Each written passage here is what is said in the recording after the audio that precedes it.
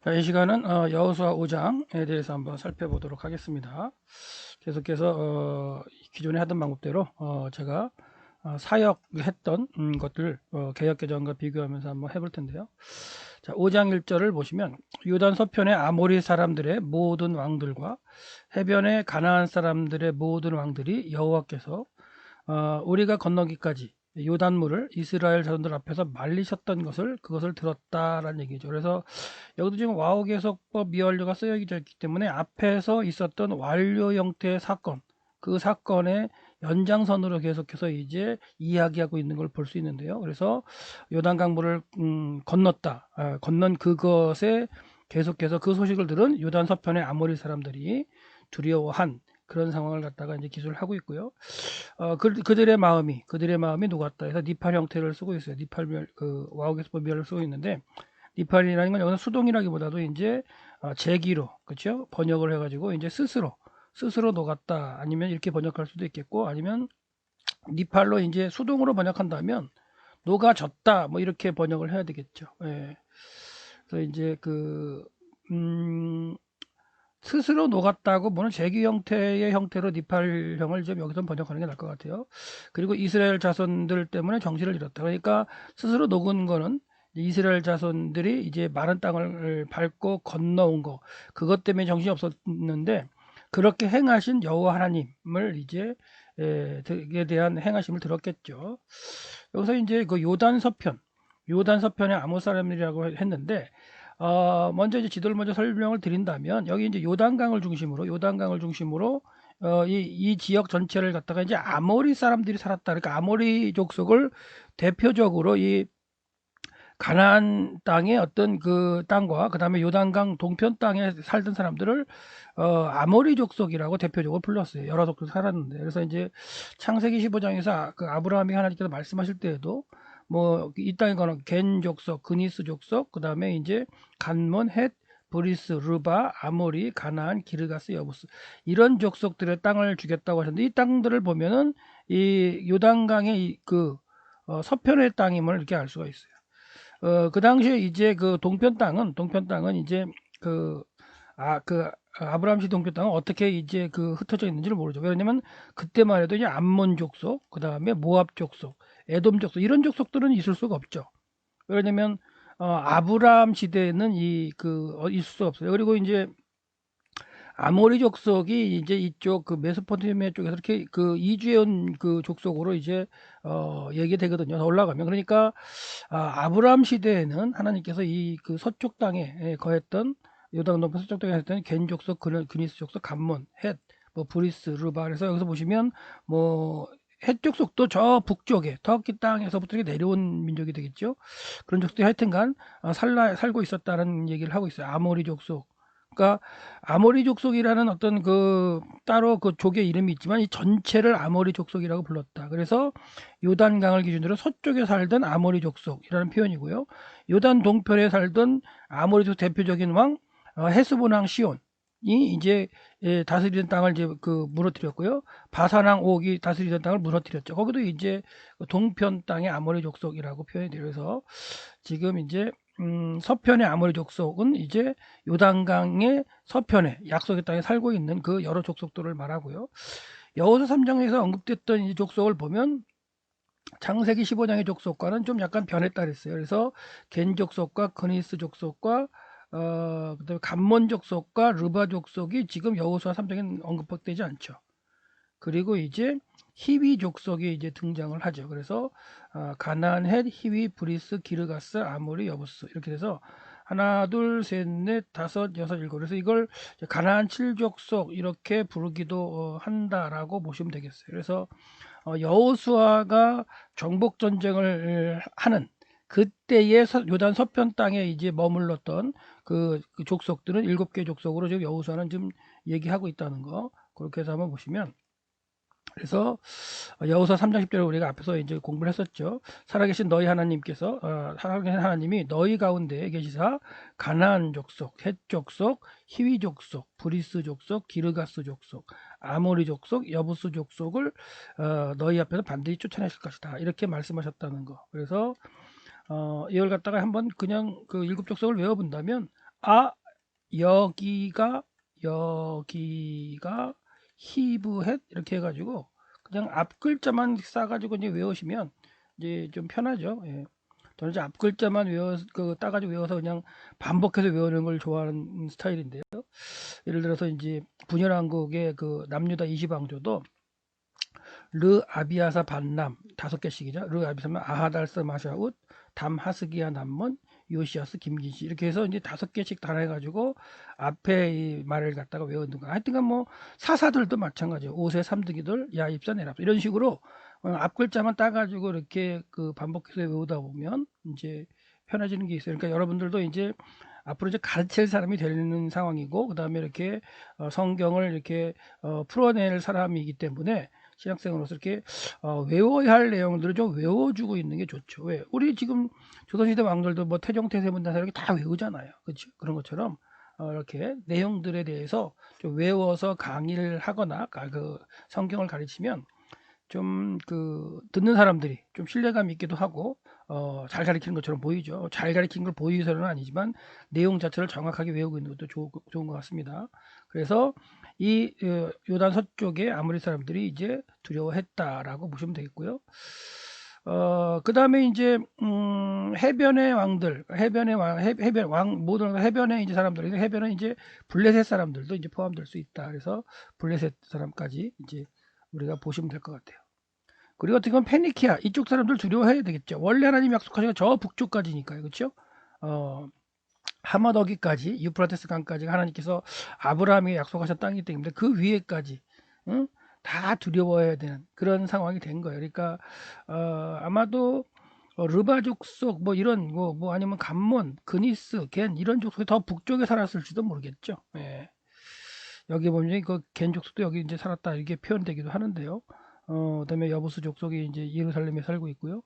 그다음에 기르가스 족속, 그다음에 요거는 이제 이 당시에 어떤 그 연구한 학자가 이제 또 만든 지도겠죠. 그다음에 이제 아말렉도 여기 이제 이렇게 살고 있다, 뭐 이런 식으로 표현했는데 하여튼간 그 본문에 여호수아 3장 기록된 가나안 7족속 그 당시에 이제 약속의 땅에서 이제 몰아내야 할 가나안 7족속은 여기가 히브의 7족속이라고 이제 보시면 된다는 거.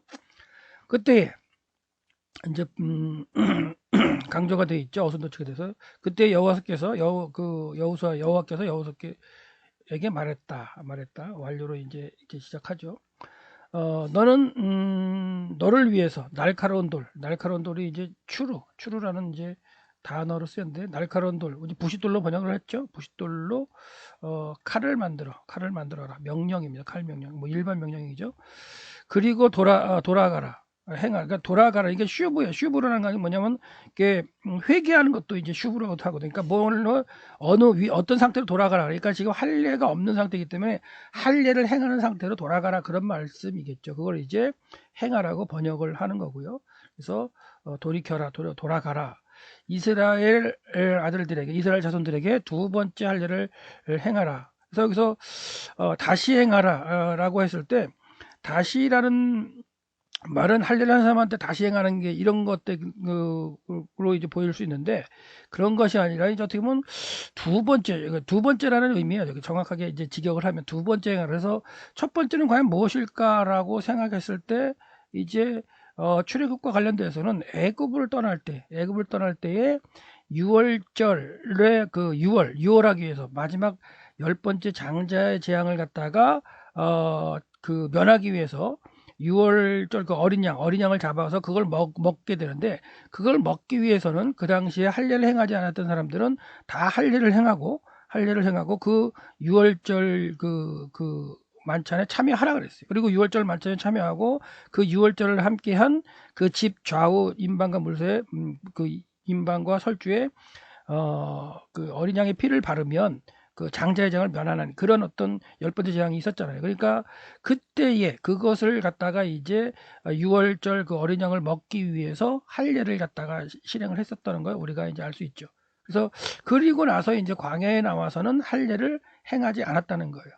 그렇기 때문에 할례를 행하지 않았는지 할례를 행하지 못했는지는 우리가 또 이제 살펴보겠지만 그 할례를 갖다가 그 행한 기준을 출애굽하기 전에 그렇죠? 출애굽하기 전에 그 유월절 그 음식을 먹기 위해서 어린 양을 갖다 먹기 위해서 할례를 행했던 그때 이제 할례를 행한다는 건 뭐예요? 그러니까 애굽에서 이제 이런 논란이 있어요. 애굽에 머물 때 430년 동안 머물 때에 아브라함에게 명령하셨던 할례가 계속해서 진행되었을까?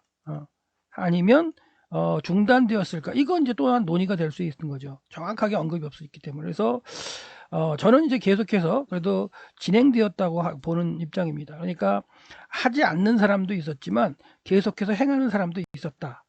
라고 생각하고요. 그래서 아마도 이제 모세도 나일 강물에 띄어졌을 때 히브리인의 아이라고 이렇게 확실하게 이렇게 빨리 알 수 있었던 것도 아마도 난지 8일 만에 할례를 행한 모습이 그들에게 이제 보여줘서 그랬지 않았을까 이런 생각을 하기 때문에 애굽에서도 계속적으로 이제 할례를 행하는 사람들이 있었고 하나님의 그 내 언약을 이어간다는 의미 가운데 그리고 애굽에 머물면서 행하지 않는 사람도 있었다고 생각하는 거예요. 그렇기 때문에 이 행하지 않던 사람들이 마지막 10번째 재앙에 참여하기 위해서 할례를 행하고 먹어야 됐어요. 그렇다는 얘기는 계속해서 행해왔던 사람들은 안 해도 되지만 하나님의 말씀 가운데에 영원히 계속해서 할례를 행하라. 내 언약이 너에게 있다는 너와 네 자손에게 있다는 아브라함에게 주신 할례 언약을 행하지 않았던 사람들은 마지막 유월절 재앙을 면하기 위한 유월절 식사를 하기 위해서 어린 양을 먹기 위해서 할례를 행했어야 된다는 거죠. 그래서 행하고 나왔잖아요, 광야로. 근데 광야로 나와서는 또한 할례를 안 했다는 거예요. 그렇기 때문에 두 번째 할례라는 건 뭐냐면 그 민족에게 있어서 큰 어떤 터닝 포인트죠. 그러니까 애굽에서 해왔던 사람들이 계속해서 하나님 뜻을 가지고 해왔던 사람들이 있다 할지라도 그렇게 하지 않았던 자손들이 있었기 때문에 이들을 다시 한번 하나님의 자손으로 하나님의 언약 백성으로 회복시키기 위해서 할례를 행했던 그 애굽의 사건, 출애굽절의 사건이 있었다면 할례를 사건이 있었다면 그 이후에 광야에서 안 했기 때문에 다시 요단강을 건너서 약속의 땅에 들어와서 첫 번째 행한 게 할례라는 거예요. 하나님 명령하신 게. 그건 뭐예요? 하나님의 언약을 다시 한번 회복하라. 하나님의 내 언약이 나와 내 자손에게 영원히 있다. 이걸 갖다가 회복함으로 하나님의 백성으로서 이제 다시 이제 그 언약을 가지고 살아갈 수 있게끔 하나님께서 할례를 명하라고 행하시는 이런 과정으로 볼 수가 있습니다. 그래서 할례를 행하는 그때 돌칼, 이거 부싯돌인데요. 자, 근데 그 할례는 이제 아브라함에게 이제 창세기 17장에서 그렇죠? 17장에서 그의 나이 이제 99세 때 주신 이제 명령입니다. 명령인데 이 할례는 이스라엘 아브라함에게만 주어졌던 그 이스라엘 민족이만 행하는 할례가 아니에요. 뭐 그 당시에 많은 민족이 할례를 행했어요. 근데 이제 할례를 행하는 그 어떤 그 날짜나 시기가 좀 달랐다는 거죠. 그래서 해족속도 이제 난지 7일 만에 할례를 행하는 그런 할례를 행했고요. 그 다음에 어떤 족속들은 이제 사춘기를 지나면서 성인의식을 하는 과정에서 할례를 행함으로 신들에게 자기의 어떤 생식력을 갖다 바치는 그런 것을 상징하기도 했고 또 어떤 그 족속들은 결혼하기 직전에 이제 할례를 행하는 그런 어떤 과정이 있는 거죠. 그래서 우리가 이제 출애굽기를 살펴보지 않았지만 겐 족속 모세의 장인이죠. 모세가 이제 겐 족속에게로 가서 거기서 이제 40년 동안 이제 지내게 되는데 이때도 겐 족속과 모세와의 관계에서 모세가 아들을 낳고 할례를 안 했잖아요. 그러니까 아마도 모세는 애굽에서 자라면서 키브리인들의 이런 어떤 상황을 알았기 때문에 난지 8일 만에 할례를 행하려고도 했을 수도 있겠죠. 근데 이 겐족 속의 문화는 그렇지 않았을 가능성이 크죠. 난지 8일 만에 행하는 게 아니라 뭐 성인식이 되거나 아니면은 결혼하기 전에 행하는 그렇기 때문에 두 아들이 할례를 행하지 않았고 하나님께서는 이제 모세에게 사명을 줘서 애굽으로 보낼 때에 할례로 인해서 모세를 죽이려고 하셨고 그것을 이제 캐치한 시보라가 자기의 두 아들을 갖다가 할례를 해서 이제 그 모세를 갖다가 이렇게 살리는 그런 과정이 있는데 그런 걸 볼때 출애굽기 4장에서 할례 문제로 십보라가 바로 깨달았던 거, 문제로 인해서 모세와 아마도 난지 8일 만에 아들들의 할례 문제에 대해서 아마도 이렇게 실갱가 있었을 가능성도 있다는 거예요. 그래서 할례는 그 당시에 고대 근동에서 이제 할례를 행하는 그것은 풍습은 있었는데 그 풍습이 난지 8일 만에 할례하라 라고 명령하신 건 하나님의 명령에 나온다는 거예요. 그 난지 8일 만에. 그래서 하나님께서 이제 아브라함 99세 때 언약을 맺을 내가 내 언약을 맺으시죠. 아브라함과 내 언약을 맺으시 하나님의 내 언약이에요. 베리티 하나님의 내 언약을 맺으시고 일방적인 언약이죠. 나와 너 및 대대 후손 사이에 세워 영원한 언약 하나님의 내 언약이 아브라함과 아브라함 후손에게 사이에 영원한 언약을 삼았다는 증표라는 거예요. 그러니까 영원한 언약을 삼고 너와 내 후손의 하나님이 되리라 이렇게 하나님이 약속하셨어요. 이 약속하신 거를 증표로 이제 주신 게 뭐예요? 그런즉 너는 내 언약을 지키고 내 후손대로 대대로 지켜라. 이 대대로 지키는 그런 어떤 증표로서 다 할례를 받으라는 이 증표를 받은 거예요. 너희 모든 남자 중에 이방인까지 그 집에 속한 사람들은 다 이것이 나와 너희와 너희 후손 사이에 지킬 내 언약이다. 그러니까 하나님의 내 언약이 아브라함과 그의 후손들에 있어서 그 언약을 이루기 위한 자손으로 살아가야 된다는 걸 보여주는 게 할례예요. 그러니까 나에게 하나님의 언약이 있다. 그리고 내 자손, 내 아들에게도 하나님의 언약이 있다는 걸 갖다 보여주기 위해서, 그걸 믿기 위해서, 그 다음에 그걸 생각하기 위해서 아들을 낳으면 난지 8일 만에 할례를 행했어요. 그렇다는 얘기는 뭐예요? 할례를 행한다는 건 뭐냐면, 이 아이에게도 나의 언약, 하나님 언약이 나에게 있었던 게 이 아이에게도 있겠습니다. 근데 그 아이가 그 원해서 받은 건 아니죠. 그러면 아이가 성장하면서 내가 할례를 받은 사람이구나라는 걸 깨우치기 위해서 계속 가르쳐야 되겠죠. 대대로. 그래서 아버지가 이제 할례를 하지 않는다는 건 하나님의 내 언약이 대대로 있다는 걸 어떻게 보면은 아이에게 전달을 하지 않거나 내 때에서 믿지 못하면 내 아들에게 할례를 하지 않겠죠. 그런 과정이기 때문에 하나님께서는 하나님의 언약을 주시면서 내 언약을 주시면서 이렇게 영원히 이제 할례를 갖다 하게 했어요. 그래서 그 언약이 뭐냐? 내가 너와 내 후손에게 지금 아브라함에게 약속하실 이때에는 후손이 없죠. 후손이 이제 이스마엘이 있긴 하지만 하나님 원하신 그 후손이 아니었기 때문에 아직 이삭이 태어나기 전이잖아요. 그래서 그 내 후손에게 내가 거류하는 이 땅, 가나안 땅이죠. 팔레스타인, 가나안 온 땅을 주어 영원한 기업이 되게 하고 나는 그들이 하나님 되리라. 이게 이제 하나님의 내 언약, 일방적인 내 언약이고 그것이 이제 아브라함과 자손에게 있다는 걸 고백하고 지키고 가는 것이 이제 할례라는 표시로서 하는 거예요. 너는 포피를 베어라.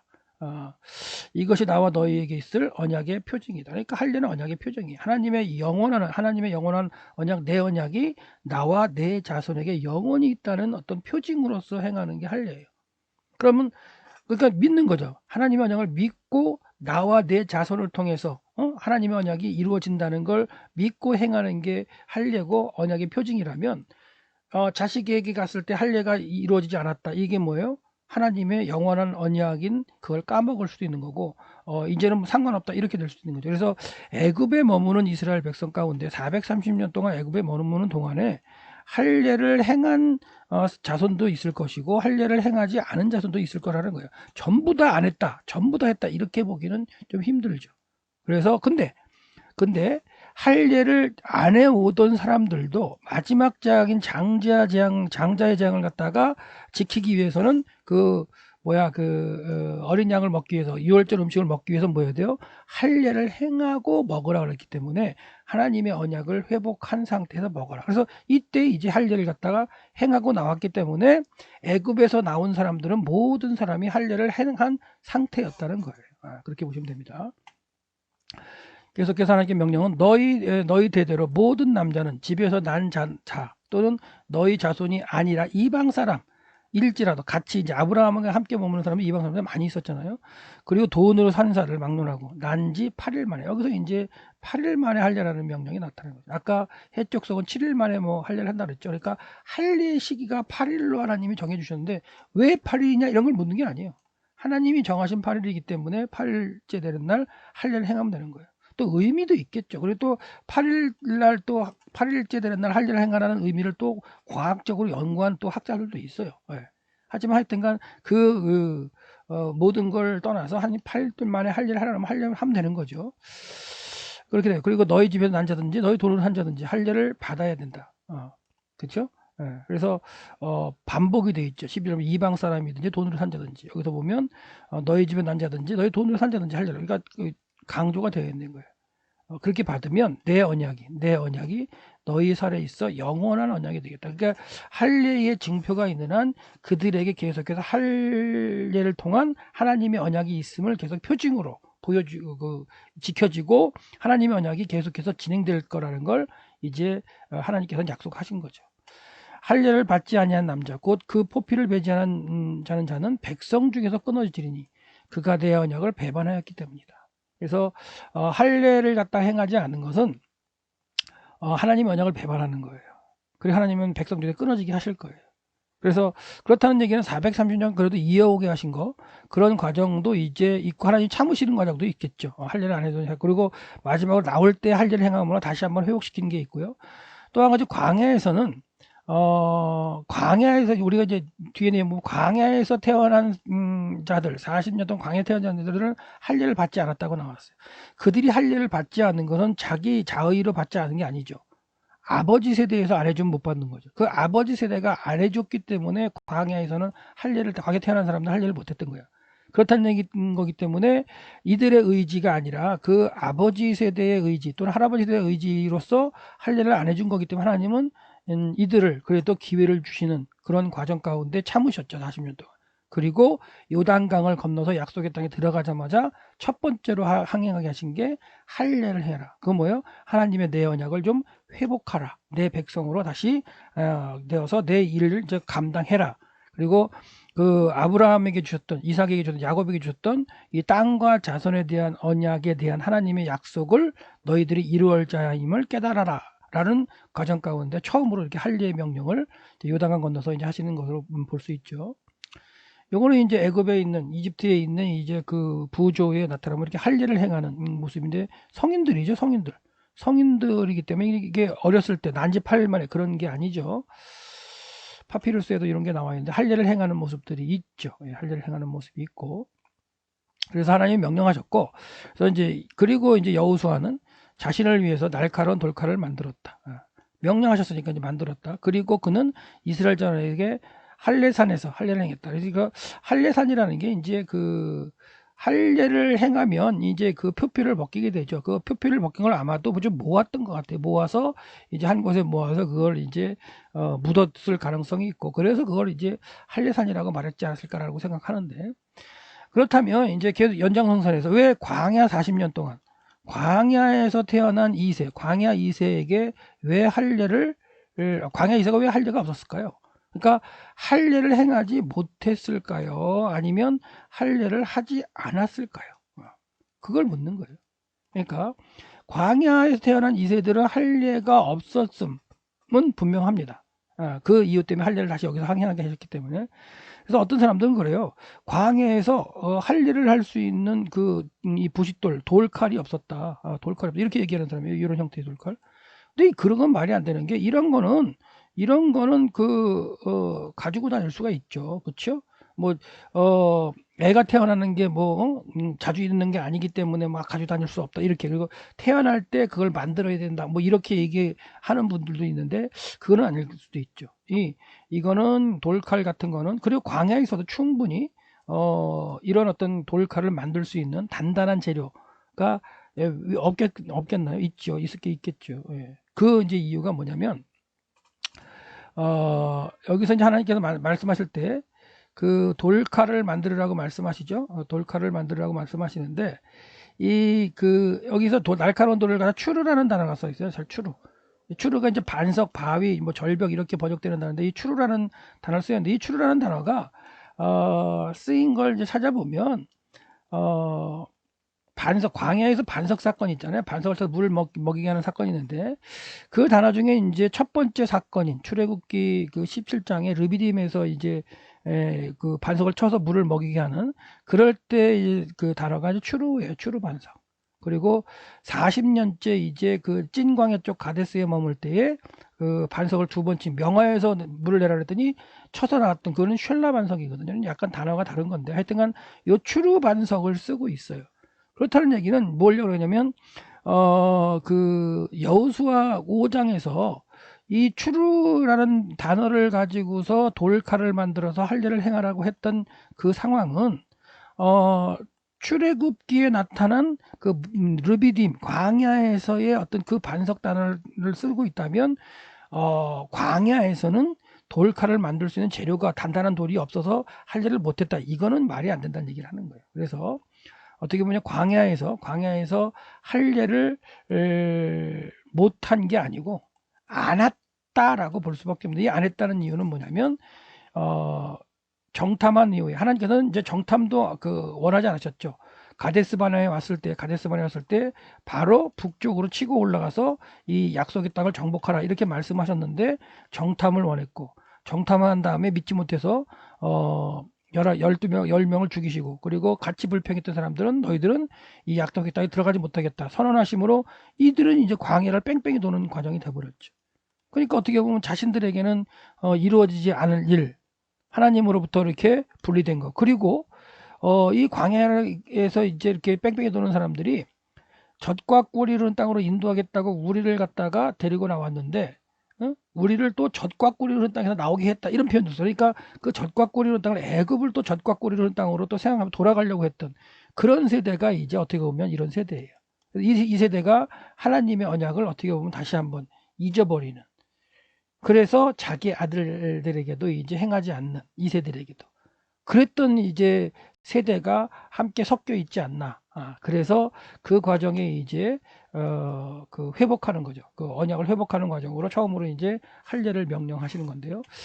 그래서 이제 할례를 행한 이유를 보면, 그리고 이것이 여호수아가 할례를 행한 이유이다. 명사문자로 상황 설명하고 있죠. 그러니까 하나님께서 명령하셨지만 할례를 행한 이유는 애굽에서 나온 모든 사람들, 남자들, 모든 전쟁을 하는 남자들이 애굽에서 나왔을 때 광야에서 길에서 다 죽었다는 거예요. 이건 무슨 말이냐면, 이 사람들, 애굽에서 나온 사람들 일단은 뭐예요? 유월절을 지키기 위해서라도 다 할례를 행해서 언약을 회복하고 나온 사람들이잖아요. 그런 사람들은, 이 사람들은 다 할례를 행했었는데, 이 사람들은 이제 하나님의 약속을 믿지 못하고 정탐을 하는 이유에 불평하고 악평하는데 함께 참여했기 때문에 죽이셨죠. 하나님이 광야를 다. 그래서 길에서 다 죽었기 때문에 그들은 죽었고, 그들을 통해서 할례를 받지 못한 2세가 이제 남아있는 거죠. 그렇죠? 예. 그런 상황이기 때문에. 왜냐하면 그 나온 모든 백성은 할례를 받았다. 지금 말씀드린 대로. 그러나 애굽에서 나온 후 광야에서 길에서 난 자는 할례를 받지 못했다. 이들은 할례를 받지를 못한 게 맞죠. 이 세대는 할례를 받지 못한 게 맞고, 할례를 받지 못한 이유는 그 앞선 세대가, 부모 세대나 할아버지 세대가 하나님의 언약의 말씀을 믿지 못하고, 하나님의 내 언약, 하나님 아브라함에게 줬던 하나님의 내 언약이 나와 내 자손에게 계속해서 영원한 언약으로 이어진다는 걸 고백을 하지 못하고, 하지 않고, 그들에게 이제 2세에게 할례를 행하지 않았던 그런 상황으로 충분히 이해할 수 있겠죠. 그러니까 하나님은 이제 이들에게는 이제 어떻게 보면 유예를 하시는 거죠. 자기가 안 받는 게 아니고 못 받은 거죠, 2세들은. 그렇죠? 네, 그렇기 때문에 하나님 유예를 하셨고, 처음으로 이제 광야에서 이제 벗어나서 요단강에 들어와서 건너서 약속의 땅에 들어오자마자 하나님께서 명령하신 건 뭐예요? 할례. 하나님의 언약을 다시 한번 회복하고 하나님의 백성으로 하나님의 언약을 감당하게 하시기 위한 할례를 명하신 거죠. 그들이 여호와의 말씀을 듣지 않았으므로. 그렇죠? 광야에서 많이 안 들었잖아요. 아까도 약속의 땅을 정탐하기 전에도 치락을 했을 때 못 올라갔고, 정탐하게 해달라고 정탐하게 해주는데 또 못 믿었고, 뺑뺑이 도는 거죠. 예, 그런 과정. 여호와께 젖과 흐르는 땅, 이 땅 우리에게 주기 위해 우리 조상들에게 맹세된 땅을 그들은 보지 못하리라, 이렇게 말씀하셨어요. 이렇게 하나님이. 그래서 그들은 40년 동안 헤매다가 죽었는데, 그럼으로 인해서 이들이 이제 헤매다 죽는 과정 가운데 자기 아들들, 자기 후손이 태어났을 때 할례를 행하지 않은 걸로 이제 볼 수가 있겠죠. 애굽으로부터 나온 모든 군사가 멸절하기까지 하나님께서 다 이제 광야 40년을 거쳐 다 죽이셨다, 이런 얘기가 되겠습니다. 40년은 이제 어순도치가 돼서 강조가 되기 때문에 여기는 이제 칼 완료가 쓸 수밖에 없죠. 원래는 와하교섭법 미완료가 써야 되는데, 이렇게 어순도치가 되면은 수로가 이렇게 완료가 쓰이게 되는 거예요. 그리고 완료의 시상인 게 당연히 맞죠. 그리고 여호와께서 그들을 대신해서 그들의 자손들을 세우셨다. 그러니까 그 이제 앞선 세대, 하나님의 언약을 갖다가 믿지 못한 세대, 그렇죠? 자기와 내 후손에게까지 다 이어진다는 걸 믿지 못했기 때문에 어떻게 보면 일부러라도 할례를 행하지 않았죠. 그랬던 그 세대, 예, 그의 자손들을 다시 한번 하나님께서 세우시는 거예요. 그래서 히피령이죠. 히피령 시키시는 거예요. 세우시기에 세우셨다. 그래서 여호수아가 그들에게 강조가 되어 있죠. 할례를 주었다.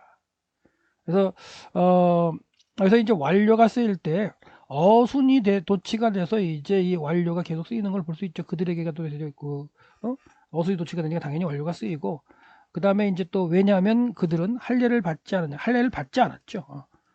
할례를 행하지 않은 게 아니라 그들의 입장에서 할례를 받지 못했죠. 그래서 한 번에 다시 한번 하나님께 기회를 주시는 거죠.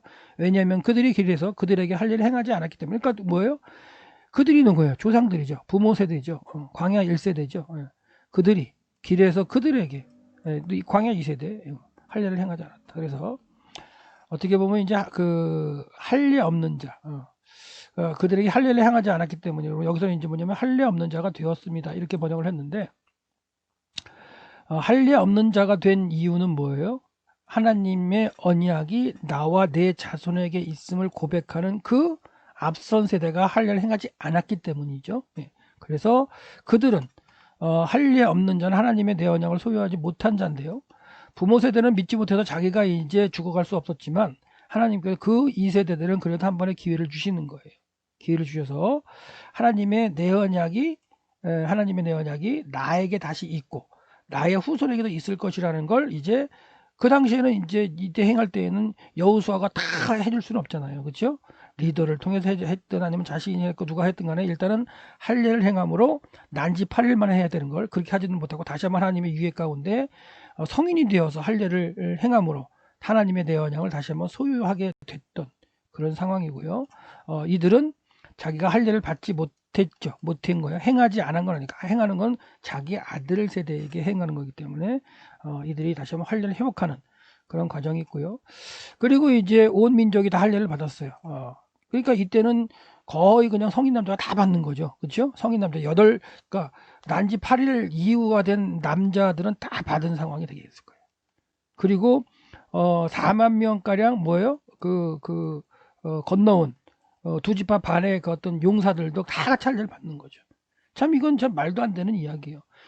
적진 바로 여리고 앞에 두고 이 완전히 그 전쟁의 어떤 형태로 본다면 남자가 할례를 받으면 움직이질 못하는데, 그 창세기에서도 지금 레위와 시므온과 레위가 두 사람이 세겜의 온 족속을 다 둘이서 다 죽이게 한 걸 이게 할례를 받고 힘든 그때 다 죽여버리잖아요. 그러니까 하나님의 어떤 전쟁 방법도 여기서 이해할 수 있는 게 뭐냐면, 하나님께서는 믿음으로 전쟁하기를 원하시고 일단은 언약을 회복한 상태에서, 하나님 언약을 회복한 상태에서 나에게 하나님의 언약이 있다, 나와 내 자손에게 하나님의 언약이 있다는 걸 믿고 순종하기를 원하시기 때문에 할례를 이제 받게끔 하셨고, 온 족속이 받은 상태에서 그들이 이제 한 3일간은 이제 각 처소에서 낫기를 기다리는 거잖아요. 그죠? 네. 그래서 이제 이 기간은 뭐냐면 1월 첫 번째 달 제 1월 10일 날 요단강을 건너왔고, 그렇죠? 그 다음 날 만약에 할례를 행했다면 한 3일 정도 이게 좀 아프잖아요. 그러니까 3일 정도라면 한 13일까지 이런 상황이 되겠고, 14일 날 해질 때 어린 양을 잡고 그 밤에 이제 15일이 시작한 그 밤에 이제 6월절을 지키는, 그리고 7일 동안 무교절을 지키는 이런 과정이 이제 계속해서 이어진단 말이에요. 그렇기 때문에 전쟁을 하면서 정복 전쟁을 벌여야 되는 그 상황에서도 제일 먼저 행해야 될 건 뭐예요? 언약을 회복하는, 하나님의 언약을 회복하는 게 중요했다는 거. 자, 그래서 하나님께서는 이제 할례를 여호수아를 통해서 하셨고, 그날 여호와께서 여호수아에게 말씀하셨다. 이제 이게 뭐냐면 마지막으로 이제 회복된 그때가 될 가능성이 크죠.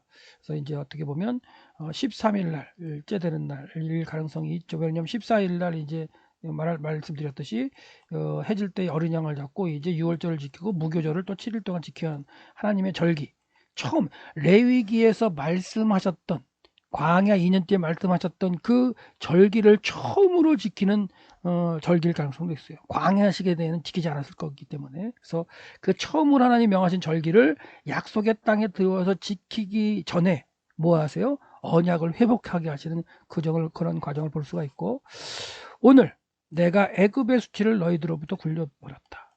이 애굽의 수치가 또 뭐냐에 따라서 여러 가지로 또 이제 또 연구를 합니다. 연구를 하는데 이 애굽의 수치라는 건 뭐냐면 뭘 수 있냐면 어떻게 보면 하나님의 언약에 관련되어서요. 언약에 관련되어서 애굽에서 머물면서 할례도 종으로서 있다가 할례도 못하는 이런 거잖아요. 하나님의 언약을 잊어버리는 거잖아요.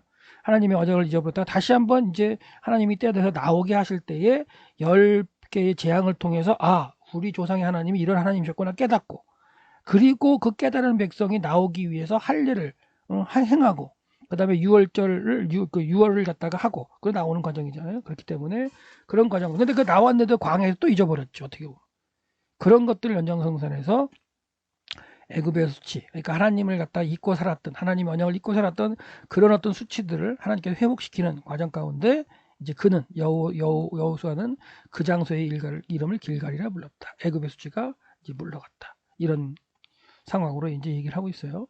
할례를 받아서 하나님의 내 언약을 이어갈 자격을 회복한 후, 그죠? 회복한 후에 약속의 땅에서 이제 첫 유월절을 이제 지키는 그런 상황을 이제 이야기를 합니다. 그래서 바로 다음 절이 뭐냐면, 그리고 이스라엘 자손들은 길갈에 진을 쳤죠. 하나 진을 쳤고 그들은 14일 저녁 아라바의 여리고에서 유월절을 지켰다. 간단하게 얘기됐지만 이 유월절은 레위기 23장에서 출애굽한 그때 시내산 밑에 시내 광야에 머물 때 하나님께서 그 땅에 들어가서 지킬 절기들에서 쭉 7가지를 말씀해 주셨어요. 또 7가지 절기에 대해서 여러분 또 궁금하시면 제가 유튜브에 절기를 강의한 거 올려놨기 때문에 7월 1일 날 내용이라든가 뭐 이런 내용을 절기 내용을 갖다 살펴보시면 됩니다. 그래서 이제 그 14일 저녁에 유월절을 지켰다. 근데 이건 뭐냐면 이제 정리를 해드리면 출애굽한 지 1년, 출애굽 1년째 되는 날 1월 14일 날 저녁 때 요때 지킨 건 유월절 절기가 아니죠. 절기가 아니고 하나님께서 장자의 정을 면하게 하시는 6월 죽음으로부터 넘어가게 하시는 패스오버 넘어가게 하시는 그런 어떤 상황이 일어날 밤이죠. 그러니까 이거는 6월절 절기 어떤 절기 기념에서 지키는 게 아니라 사건이 일어난 거예요. 사건이 일어난 거. 그래서 1년째 되는 그 밤에 일어나는 건 그 사건이고, 그 사건을 갖다 일어난 후에 이제 3개월이 지나서 시내 광야에 온 다음에 하나님께서 모세를 통해서 절기를 지켜야 되는 말씀을 레위기 20장에 말씀하셨을 때 너희들이 약속의 땅에 들어가서 지킬 절기에 대해서 말씀해 주셨기 때문에 그 절기가 이제 있었죠. 그리고 그 다음에 바로 약속의 땅에 들어갈 수 있었단 말이에요. 일단 그때부터 지켜야 되죠. 근데 약속의 땅에 바로 들어가지 못하고 정탐한 후에도 믿지 못해서 40년 뺑뺑이 돌기 때문에 절기를 지키지 않았겠죠. 왜? 약속의 땅에서 들어가서 지켜야 할 절기를 말씀하셨기 때문에. 그래서 광야에서는 6월절 절기든지 모든 절기도 지켰던 내용이 등장하지 않아요. 근데 딱 한 번 등장하죠. 딱 한 번. 뭐가 등장하냐면 제2 두 번째 해 시내산을 떠날 때 1월 14일 날 6월절을 지키게 하셨어요. 6월절. 그리고 6월절은 꼭 지켜야 되는 절기였기 때문에 1월 14일 날 지키지 못한 사람은 2월 14일 날 6월절을 지키게 하셨고, 그 다음에 2월 20일 날 시내산을 떠나게 됩니다. 그 이후에는 이제 지켜진 그런 내용들이 없어요. 내용 가운데. 그래서 그렇다는 얘기는 이제 6월절 자체는 광야에서도 충분히 지킬 수 있는 절기죠. 이미 일어난 절기니까. 그리고 6월절을 지키고 그다음에 무교절을 지키고 무교절 중에 그 안식구 첫날 초실절을 지키고. 근데 그 초실절도 어떻게 지켜야 되냐면 약속의 땅에 들어가서 지키는 절기예요. 왜 그러냐면 보리 추수를 한다. 보리 첫 이삭을 갖다가 하나님께 드린 절기가 초실절이기 때문에. 그러니까 그거는 광야에서는 도저히 지킬 수 없는 절기예요. 광야에서 지킬 수 있는 절기는 뭐였냐면 6월절과 계속해서 연관되는 무교절이었죠. 그러니까 이 6월절과 무교절은 광야에서도 지킬 수 있는 절기였는데 이거는 딱 한 번 이때 지켜졌다라는 얘기를 하고요. 그리고 광야에 살면서 언약을 잊어버린 백성들이 뭘 지켰겠어요. 그래서 광야를 지난 동안은 지켜지지 않았고, 그리고 언약을 이제 회복한 41년째 되는 1월 이제 14일 저녁에 약속의 땅에 들어와서 6월절을 지키게 되는 과정입니다. 그래서 6월절에 대해서 한번 우리가 다시 한번 공부를 해보면 이것도 다 제가 이제 그 날짜를 바꾸시고 했던 그런 상황을 50분짜리 강의를 한번 해놓은 게 있으니까 한번 유튜브에 살펴보시기를 바라고요. 하나님께서는 출애굽하기 전에 이제 모든 그 애굽의 날짜를 갖다가 쓰지 않고 이제 1년 1월 1일로 삼아라라고 말씀하셨죠. 왜냐면 하나님의 이제 시간을 살아야 돼요. 이러면서 하루의 개념도 저녁이 되면 아침이 되니 이 기간을 하루로 잡는 그런 걸로 이제 하나님이 바꿔주셨어요.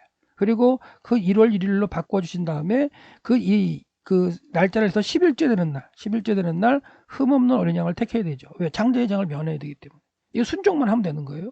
날짜를 바뀐 거 알고 내가 하나님의 시간법대로 살겠다는 그런 과정 가운데, 애굽의 시간이 아니라 시간법 살겠다는 그런 과정 가운데 이제 기억을 하고 그걸 지키면 되는 거죠.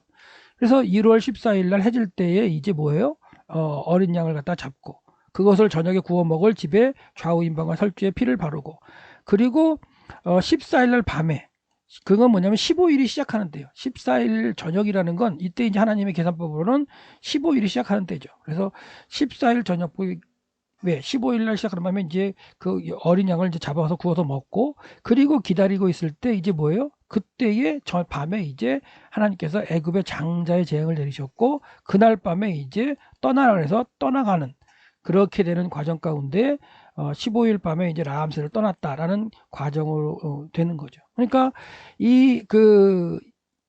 요 시기에 출애굽 1년째 되는 이때는 6월절 절기를 지키는 게 아니라 6월 하는 걸 경험하는 거예요. 그렇죠? 근데 이 6월을 경험하기 위해서 뭐 해야 돼요?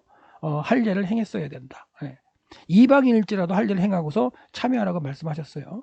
자세한 건 여러분 살펴보시고. 그래서 그렇게 이제 6월절이 이제 6월이나 행가 있었고, 그 다음에 절기에 대한 것은 시내산에서, 시내 광야에서 머물 때 말씀하신 거예요. 그래서 레위기 23장 5절을 보시면은, 레위기 23장이 이제 절기장이죠. 절기를 해서 쭉 말씀하셨는데, 그래서 첫째 달 14번째 날, 열나흘 날 저녁은 이렇게 나오죠. 여호와의 6월절이다. 그래서 이것도 이제 보면 시간이나 하루의 개념이 바뀐 상태지만 아직까지도 애굽에서 살던 시간법이라든가 하루의 개념이 남아 있었기 때문에 하나님께서 이제 14일 저녁이라고 말씀하시는데, 14일 저녁 그러면은 뭐라고요? 15일이 시작하는 날이라고 보시면 돼요. 시작하는 날이라고. 네. 그래서 6월절인데 여기서 이제 잠깐 하나 이제 재밌는 걸 보면 이제 23장 5절이요.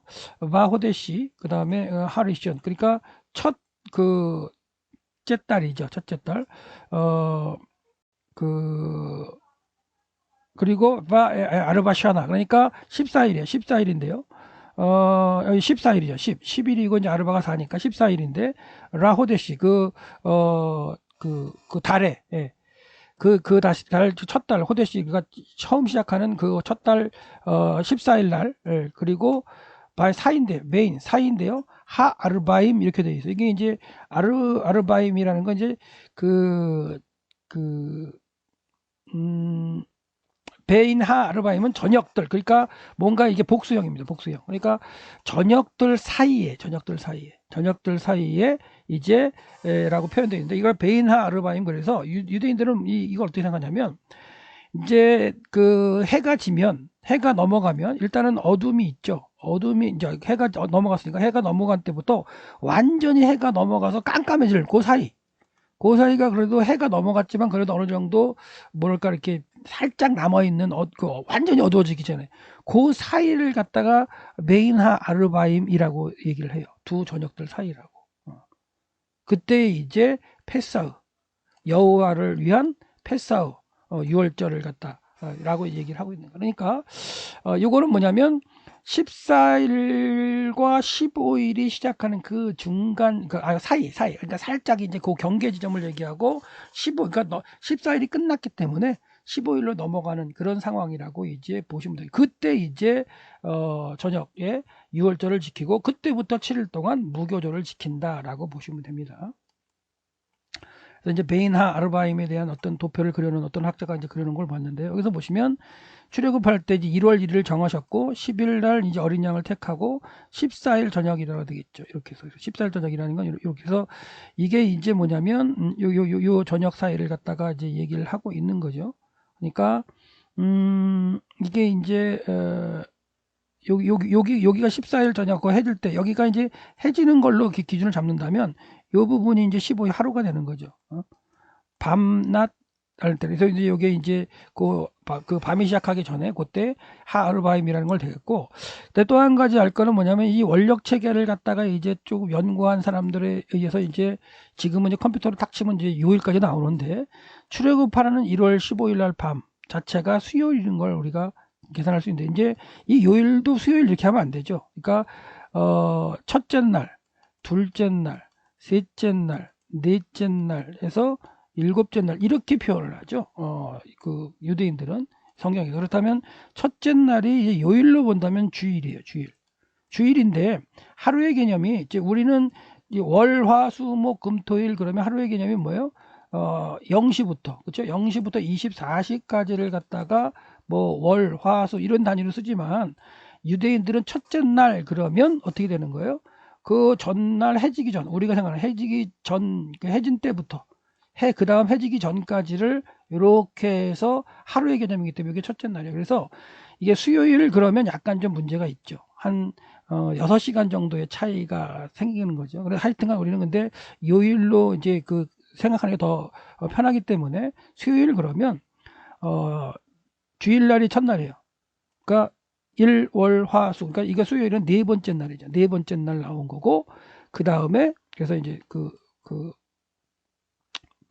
수요일, 14일이 수요일이고, 이게 이제 다섯 번째 날이네, 다섯 번째 날. 그리고, 그때부터 이제 이렇게 7일 동안에 이제 절기가 제정이 되면, 이때는 절기 제정되는 게 아니죠. 절기 제정되는 게 아니고, 그 다음 해부터 이제 절기를 갖다가 지키는 과정이 되는 상황이라고 말씀을 드렸고, 그리고, 그 다음에 바로 이제 약속의 땅에 들어가서 지켜야 될 것이 40년 동안 이제 지연이 돼가지고, 그 이후에 지켜졌다. 그렇게 보시면 됩니다. 그리고, 하나님께 23장에서 절기를 갖다가 이제 말씀하실 때는 레위기 23장 말씀하실 때는 6월절이 있고 6월절이 있고 그 6월절이 포함된 7일간의 무교절을 지키게 돼요. 무교절을 지키는 중에 안식 후 첫날 그때가 이제 초실절이 됩니다. 초실절이.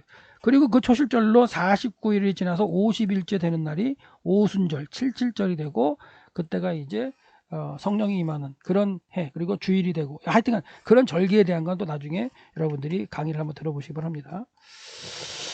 그리고 이제 6월절 이튿날 가나안 땅의 소산물을 먹었다. 그러니까 이때가 모맥을 거두는 시기, 뭐 요단강 물이 부를 때였기 때문에 그 땅의 소산물, 이스라엘 백성이 뿌리지 않았던, 재배하지 않았던 그걸 먹고 하나님께 이제 감사하는 그런 게 돼서 6월절 다음 날부터 6월절 다음 날이면 뭐 15일이라고 볼 수 있을까요? 예, 15일.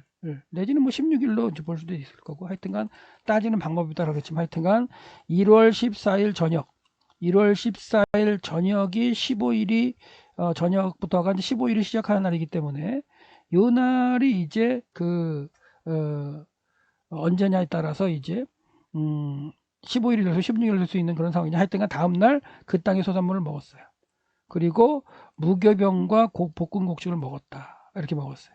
그리고 먹은 다음에 그리고 그 땅의 소산물을 먹은 다음 날 만나가 그쳤어요. 네, 만나가 그쳤다. 그리고 만나는 이스라엘 자손에게 더 이상 주어지지 않았어요. 네. 그리고 그들은 그 해에 가나안 땅의 소산으로부터 이제 먹은 거예요. 그러니까 만나가 언제까지 계속해서 이제 만나가 있었냐면 출애굽한 이후에 신광야에서 두 번째 달 15일부터 만나를 주시기 시작하거든요. 그래서 이제 그 주신 것부터 지금까지 이제 먹어온 거에서 39년 이제 11개월을 갖다가 먹는 그런 상황에서 이제 만나가 이제 거두어지고 더 이상 내리지 않아도 이제 약속 땅에 들어왔기 때문에 그래서 1월 15일 날 가나안 땅의 수산물을 처음으로 먹었다고 볼 수 있겠죠. 예. 그리고 만후 이것이 무엇이냐라고 말하는 이 만나를 광야에서 이렇게 있는 이런 어떤 식물이라고 얘기하는 이슬광견이라고 얘기하는데 이런 게 이렇게 그 광야에 있을지라도 아주 그냥 200만 명 이상이 먹을 수 있을 정도의 양은 아니기 때문에 하나님께서 매일매일 이 만나를 갖다가 주시는 건 이적이라고 볼 수 있죠. 그리고 이제 광야의 모습이 이렇습니다.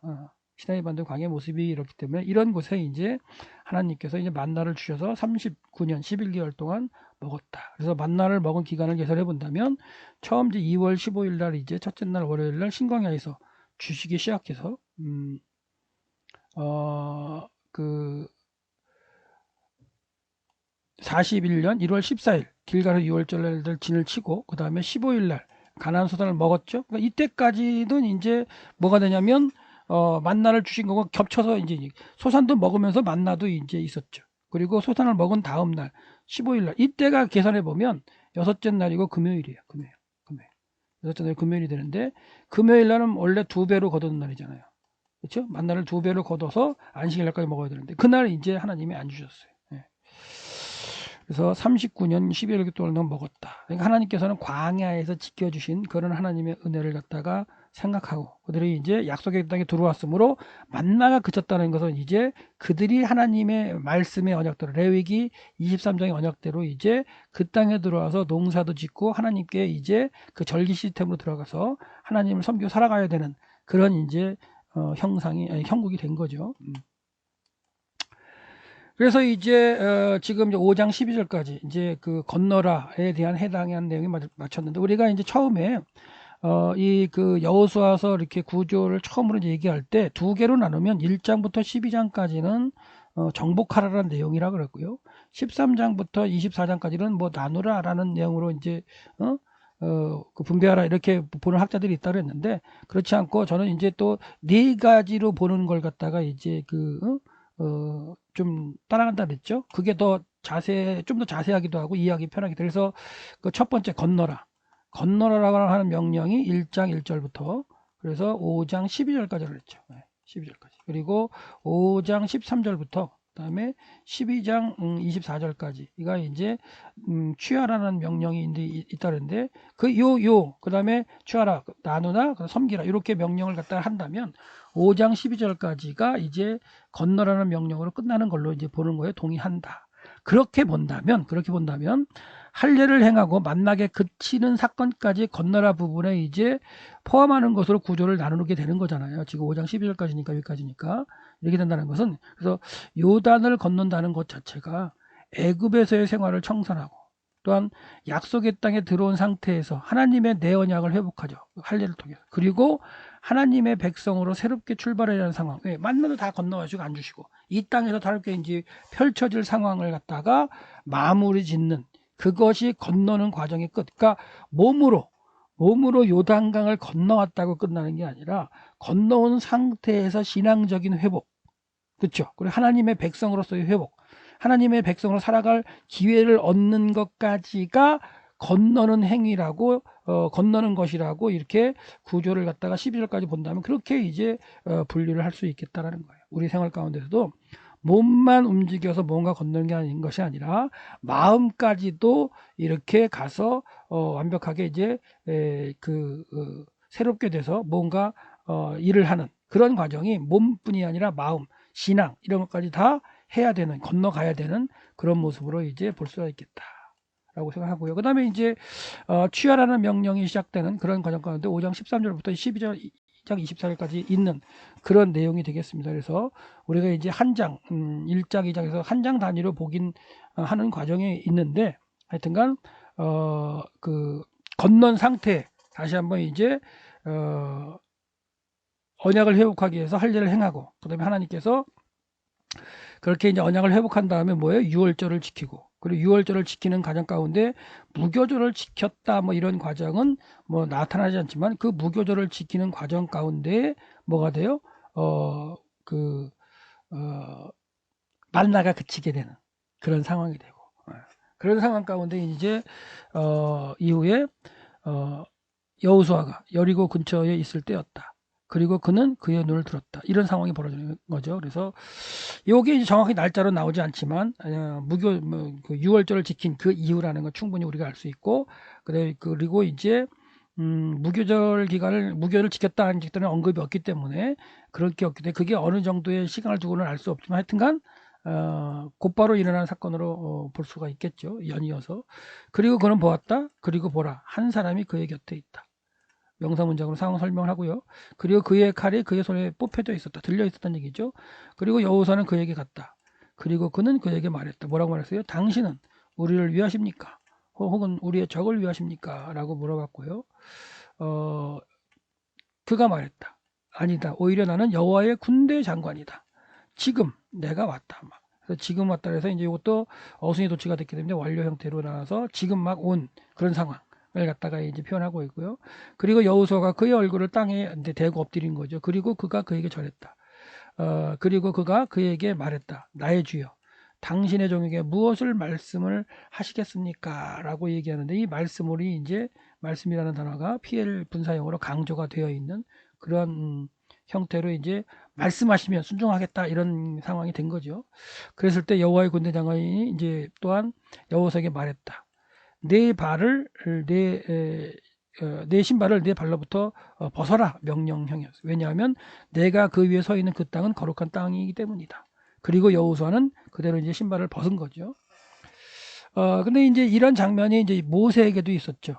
모세에게도 그가 사명을 감당하기 전에 애굽으로 가기 전에 이런 사명이 있었고, 이제 여호수아도 약속의 땅에 들어와서 그의 사명을 감당해야 되는 상황이기 때문에 이제 하나님께서 다시 한번 모세가 체험했던 그런 체험을 다시 한번 하게 하시는데, 내 신발을 내 발로부터 벗어라는 이 그 구조는, 문장의 구조는 모세에게 명령하는 것과 똑같아요. 같은 명령입니다. 그렇기 때문에 이 땅 자체가 거룩한, 그렇죠? 그게 아니고 하나님이 임재하셨던 그 곳이기 때문에 거룩하다라고 볼 수가 있겠죠. 그렇죠? 어떤 특정한 지역의 땅이 거룩한 게 아니라 하나님의 임재. 그래서 모세에게 신발을 벗으라라고 하셨던 그 상황에서 큰 그 경험을 하면서 그 이후에 모세가 하나님의 일을 감당했던 것처럼 여호수아도 이제 그 군대장을 만나서 신을 벗으라는 말씀을 듣고 또 신을 벗었고, 그 이후에 이제 하나님의 놀라운 이적을 체험하면서 하나님이 여태까지도 하나님 말씀하신 대로 순종하면서 왔지만 앞으로도 이제 하나님의 말씀대로 순종하고 가는 그런 여호수아의 모습을 볼 수 있습니다. 신을 벗으라, 혹시 우리가 신는 신 그런 개념이 아니고 이렇게 이제 샌들, 그 당시에는 샌들 이렇게 좋은 샌들도 아니었겠죠. 하여튼간 무슨 신발이었는지 모르겠지만 하여튼간 그가 이제 신었던 그 어떤 먼지를 많이 먼지나 뭐 이렇게 지저분한 땅 위에 모든 걸 밟고 다녔다. 그걸 벗어버리는, 벗고 이제 하나님의 명령을 받는, 그리고 순종하는, 그리고 맨발로 다니는 거 아니죠. 하나님의 명령을 받는 어떤 그런 거룩한 마음으로서의 모습을 이제 신발을 받고 하나님의 명령을 받는 그런 형태가 되고요. 그 이후에 다시 또 이제 신을 신고 일을 하겠죠. 그래서 오늘 그 강의한 그 여호수아 5장의 내용은 5장 12절까지 우리가 봤을 때 요단강을 건너라는 명령이 이제 주어져서 이루어지는 걸 봤고요. 그다음에 또 이제 여호수아가 다시 여호와의 군대 장관, 어떻게 보면 이제 현현하신 그 예수 그리스도의 그 모습, 그렇죠? 구약의 어떤 그렇게 임하신 모습 가운데에 그 형태로 나타나는 여호와의 군대 장관에게 이제 그 신발을 벗고 또 다시 그 힘을 받아가지고 앞으로의 그 하나님의 일을 감당하기 위해서 준비하는 여호수아의 모습까지 살펴보았습니다. 감사합니다.